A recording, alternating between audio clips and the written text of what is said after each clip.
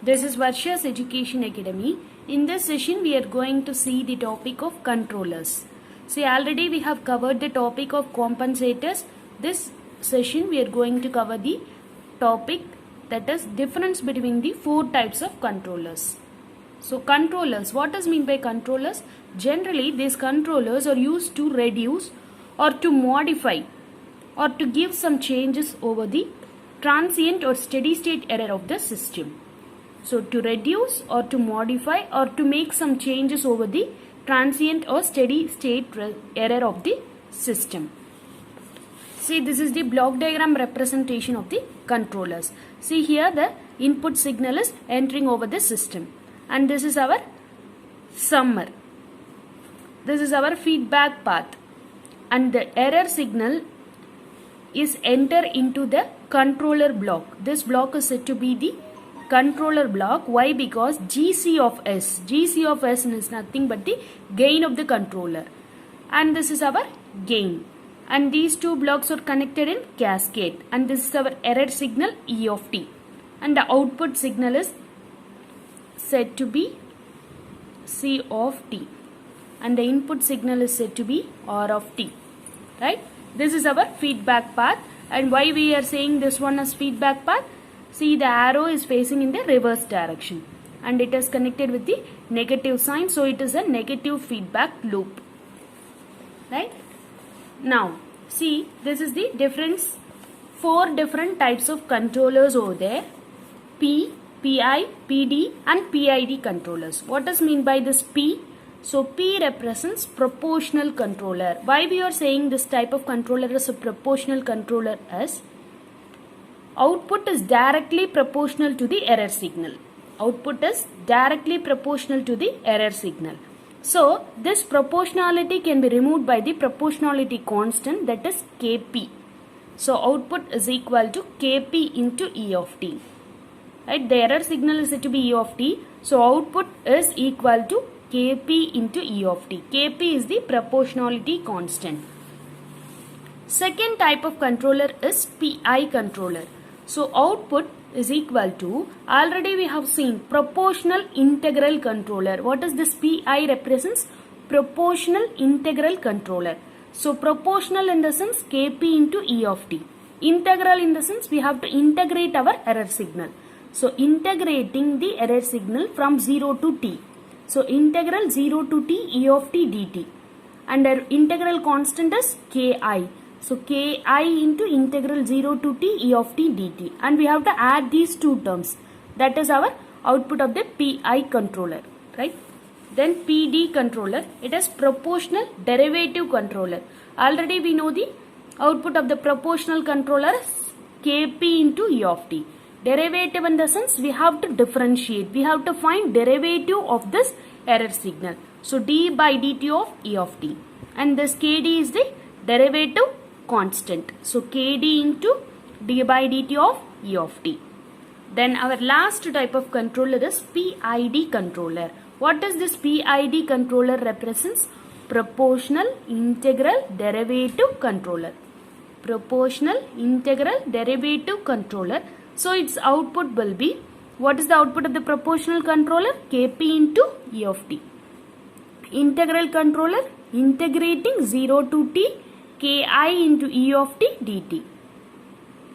Whereas in differentiative, that is derivative controller, constant is Kd and d E of t by dt, right? So these are the expressions, output expressions for all four types of controllers. Now we will see some characteristics of each controller. They may ask some MCQs from these characteristics or properties, whether it is increasing or decreasing, in terms of increasing and decreasing, or in terms of some relationship. They are asking some MCQs in this topic, right? See, in proportional controller, the rise time decreases, steady state error also decreases, phase margin decreases, and amplitude sensitivity is also decreases, right? Rise time decreases, so steady state error also decreases, phase margin decreases, amplitude sensitivity decreases. See, what's mean by rise time? Already we have covered in our video, that is time domain specification. please mention what is rise time in the comment box. In PI controller, there will be a small changes. There will be a small change in the decrease of rise time.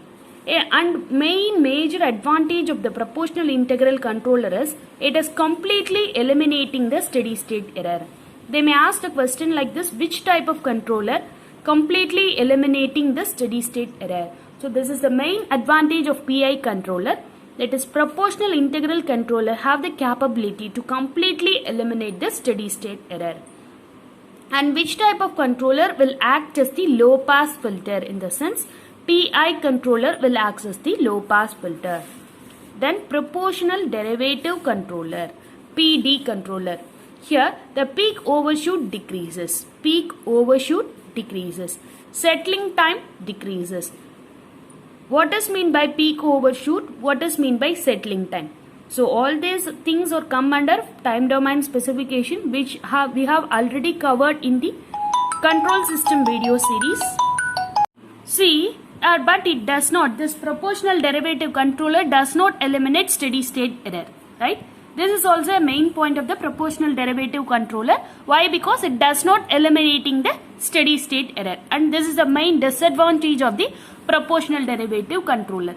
They may ask some question like, what is the difference between proportional integral and proportional derivative controller? See, the main difference is that it will eliminate steady state error, but it does not eliminate steady state error.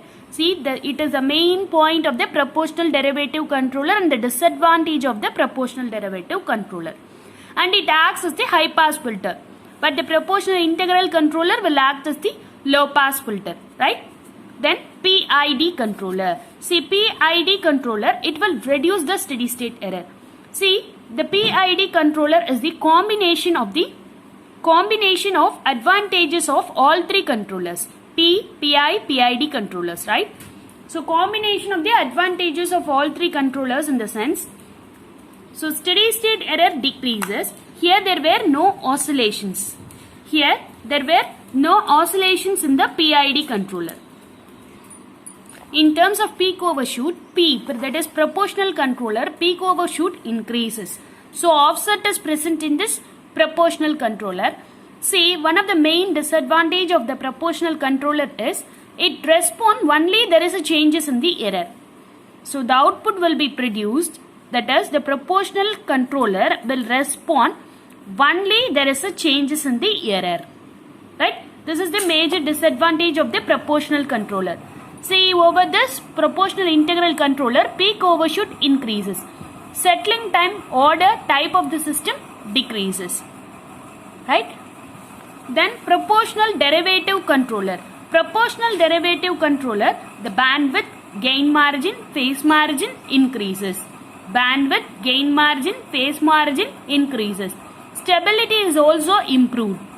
So major disadvantage of the proportional derivative controller is it does not eliminate steady state error, but the advantages over here is it is improving, it is providing improved stability. It is providing better stability when compared to other controllers, right? And it is also providing the faster response. It is also providing the faster response. So all these two advantages will be proved over here also. Proportional integral derivative controller is the combination of all three controllers. So it is having the advantages of all three controllers in the sense. So it is also having faster response. Here also the stability is increased. And one more point, the disadvantage of the proportional integral type of controller, proportional integral derivative controller is here it is varying. Even the temperature or the environmental condition changes, the output is also changes. See, it is affecting the output of the controller. The output of this type of controller is varying even with respect to the environmental conditions, even with respect to the temperature changes, right? This is the main disadvantage of this PID controller. So please remember these formulas. All four formulas are very important. P, PI, PD and PID. This is the main important topic which is having. So I have covered all the important characteristics where the MCQs may be covered. for any competitive exams, mainly for TRB Polytechnic as well as TNEB AE, right? This subject is common to all ECE, EEE and E&I students. So I have selected this topic, that is comparison of all four controllers, right? If you like this video, do subscribe my channel. If you are having doubts, do comment in the comment box. Thank you all. Thank you for watching this video.